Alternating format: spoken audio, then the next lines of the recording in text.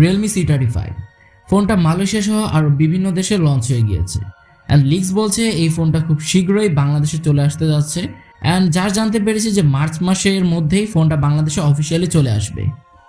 And এই ফোনটা নিয়ে যদি বলতে হয় ফার্স্টে এর লুকস নিয়ে বলতে হবে। এর লুকসটা এক কথা ইনসেইন বলা যায়, খুবই জোস একটা লুকসে এই ফোনটা তারা লঞ্চ করেছে।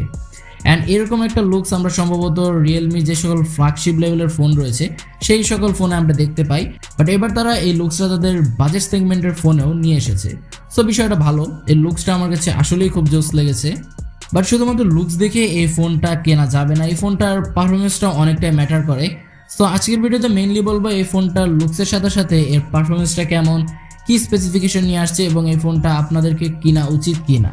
সো তার আগে বলেন এই ফোনটা বাইরের দেশে যেই প্রাইসে লঞ্চ হয়েছে সেটা যদি আমরা বাংলাদেশি টাকায় সরাসরি কনভার্ট করি সেক্ষেত্রে প্রাইস আসে 15,449 টাকা, অর্থাৎ প্রায় 15,500 বলা যায়। সো এরকম একটা প্রাইস বিবেচনায় ফোনটা আসলে জোস কিনা সে সব কিছু নিয়ে আজকের ভিডিওতে কথা বলবো। সো ফুল ভিডিওটি শেষ পর্যন্ত দেখুন। পুরো ভিডিও জুড়ে আমি মাইন থাকছি আপনাদের সাথে, আপনারা দেখছেন tech talk with mine. Video শুরু হওয়ার আগে যারা এখন আমাদের চ্যানেলটি সাবস্ক্রাইব করেনি তারা এখনই সাবস্ক্রাইব করে পাশে থাকা বেল আইকনটি প্রেস করে দিন। তো ভিউয়ার্স, ফার্স্ট অফ অল যদি লুকস অ্যান্ড বিল্ড কোয়ালিটি নিয়ে কথা বলি, এই ফোনটার বক্সি ডিজাইনটা অনেকটাই প্রিমিয়াম লাগে এই ফোনটা দেখতে। এর বক্সি ডিজাইন এবং ক্যামেরা মডিউলের কারণে এখানে একটা আইফোন ফিল আসে, বাট হয়তো ফোনটা ধরে আপনারা তেমন একটা ভালো ফিল পাবেন না কারণ এর ফুল ফ্রেমটাই প্লাস্টিকের এবং ফুল প্লাস্টিক বডির একটি ফোন। পোর্টস অ্যান্ড বাটনস নিয়ে কথা বলতে গেলে ফোনের প্রায় সব প্রকার পোর্টস অ্যান্ড বাটনস আপনারা পেয়ে যাবেন, as it 3.5mm headphone Jack, USB Type-C charging port, speaker grill এবং SD কার্ড স্লট, যেখানে আপনারা দুটো সিম এবং একটি SD কার্ড ইউজ করতে পারবেন। ডান পাশে থাকছে এর পাওয়ার বাটন এবং এর পাওয়ার বাটনে থাকছে এর ফিঙ্গারপ্রিন্ট সেন্সর। বাম পাশে আসলে পেয়ে যাবেন এর ভলিউম কি রকার এবং সিম কার্ড ট্রে। ফ্রন্ট আসলে পেয়ে যাবেন একটি ফুল ভিউ ডিসপ্লে যেটাতে ওয়াটার ড্রপ নচের মাধ্যমে সেলফি ক্যামেরাটি বসানো রয়েছে। যদি এখানে তারা একটি পাঁচসোল ইউজ করতো তাহলে হয়তো ফোনটা দেখতে আরও জোস দেখাতো।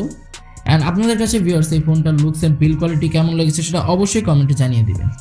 ডিসপ্লে নিয়ে যদি আমরা এবার কথা বলি, ফোনে থাকছে 6.6 ইঞ্চের ফুল HD+ রেজলিউশনের একটি IPS LCD প্যানেল ডিসপ্লে, যেটার পিক ব্রাইটনেস হচ্ছে 600 নিটস।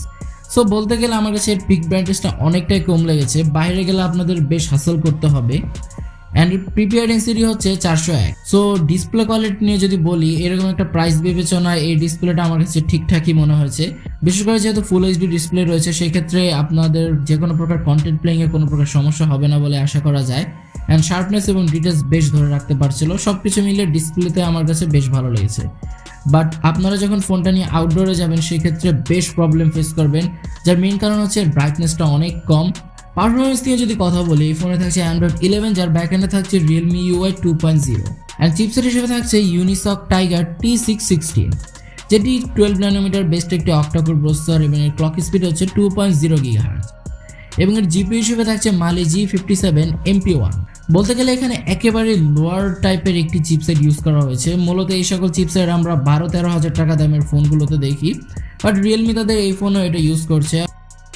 অ্যান্ড এই ফোন দিয়ে আপনারা মোটামুটি টাইপের গেমিং করতে পারবেন, একেবারে এন্ট্রি লেভেলের যে সকল গেম রয়েছে বেশ স্মুথলি খেলতে পারবেন অ্যান্ড রেগুলার ইউজিংয়ে কোনো প্রকার প্রবলেম ফেস করবেন না বলে আশা করা যায়। বাট যদি কোনো হেভি গেম খেলেন সেক্ষেত্রে অনেক ফ্রেম ড্রপ এবং ল্যাকেন্সি লক্ষ্য করবেন। অ্যান্ড এর মধ্যে দুটো ভ্যারিয়েন্ট রয়েছে, 4GB RAM 64GB ROM এবং 6GB RAM 128GB ROM, যার স্টোরেজ টাইপ হিসেবে থাকছে UFS 2.2। তো আপনারা যারা একটু হেভি ইউজ করবেন তাদেরকে আমি সাজেস্ট করবো 6128 ভ্যারিয়েন্টটা নেওয়ার জন্য। ক্যামেরা সেকশন নিয়ে কথা বলতে গেলে ফোনে থাকছে ট্রিপল ক্যামেরা সেটআপ, যার মেইন ক্যামেরা হিসেবে থাকছে 50 মেগাপিক্সেলের একটি মেইন সেন্সর, 2 মেগাপিক্সেল করে একটি ম্যাক্রো শাটার এবং 2 মেগাপিক্সেলের একটি ডেপথ সেন্সর থাকছে। সো যেই দুটি ক্যামেরা একেবারে আজাইরা, আর কতবারই বা বলবো যে 2 মেগাপিক্সেলের দুটো সেন্সর না দিয়ে একটি 8 মেগাপিক্সেলের আলট্রা ওয়াইড ক্যামেরা দিলে বেটার হয়। যাই হোক, বলে যেহেতু লাভ নেই। ভিডিও রেকর্ডিংয়ের ক্ষেত্রে 1080p 30fps রেকর্ড করতে পারবেন। অ্যান্ড বলতে গেলে এর পেছনে মাত্র একটি ক্যামেরাই ধরা যায়, কারণ বাকি দুটো ক্যামেরা একেবারেই কাজের নয়। সো 50 মেগাপিক্সেলের যে সেন্সরটা রয়েছে সেটা দিয়ে আপনারা ডে লাইটে বেশ ভালো ছবি তুলতে পারবেন। ইনফ্যাক্ট শার্পনেস এবং ডিটেলসের তেমন একটা ঘাটতি লক্ষ্য করা যায়নি, বাট যখনই লাইট শিফটিং করে সেক্ষেত্রে কিছুটা স্ট্রাগল হয়তো ফেস করবেন। ফ্রন্ট আসলে পেয়ে যাবেন 8 মেগাপিক্সেলের একটি সেলফি ক্যামেরা, যেটা দিয়ে আপনারা 1080p 30fps রেকর্ড করতে পারবেন। সো একেবারে এন্ট্রি লেভেলের একটি সেলফি ক্যামেরা এখানে তারা ইউজ করেছে। ব্যাটারি ব্যাকআপ নিয়ে যদি কথা বলি, ফোনে থাকছে 5000 mAh ব্যাটারি ব্যাকআপ, যেটাকে চার্জ দেওয়ার জন্য বক্সে পেয়ে যাবেন 18 ওয়াটের ফাস্ট চার্জার। সো যেহেতু এর চিপসেটটা খুব একটা পাওয়ার এফিশিয়েন্ট না, সেক্ষেত্রে এই 5000 mAh ব্যাটারি ব্যাকআপটাও যে খুব ভালো তাও বলা যায় না। বাট যারা রেগুলার ইউজার রয়েছেন তারা অনায়াসে একদিনের অধিক সময় ইউজ করতে পারবেন। বাট যারা একটু হেভি ইউজ করবেন তারা হয়তো একদিনে একবার অধিক সময় চার্জ করে লাগতে পারে। তো এই ছিল ফোনটার ফুল স্পেসিফিকেশন। এবার যদি ফোনটার ওভারঅল পারফরমেন্স নিয়ে আমি কথা বলি, ফার্স্টে যেটা মাথায় আসে সেটা হচ্ছে এর লুকসটা একেবারেই জোস, খুবই সুন্দর একটা লুকসের ফোন। সেকেন্ডে আমার কাছে পারফরমেন্সটা খুব একটা ভালো লাগেনি, পারফরমেন্স সেকশন প্লাস হচ্ছে ক্যামেরা সেকশনটাও খুব একটা ভালো লাগেনি। বাট বাজেটের কথা চিন্তা করতে গেলে ক্যামেরাটা মোটামুটি চলে, বাট পারফরমেন্সটা আমার কাছে খুব একটা ভালো লাগে নাই। ব্যাটারি ব্যাকআপটা অল ওভার দিক থেকে খুবই ভালো। সো এই ফোন মূলত কাদের জন্য? যারা একেবারে নর্মাল ইউজ করেন প্লাস হচ্ছে খুব ভালো লুকসের একটা ফোন দরকার। সো যারা ফিমেল ইউজার রয়েছেন তারা মোটামুটি এরকম টাইপের ইউজার রয়েছে অ্যান্ড তাদের লুকসটাও খুব দরকার, সো তাদের জন্য হয়তো এই ফোনটা ভালো হবে।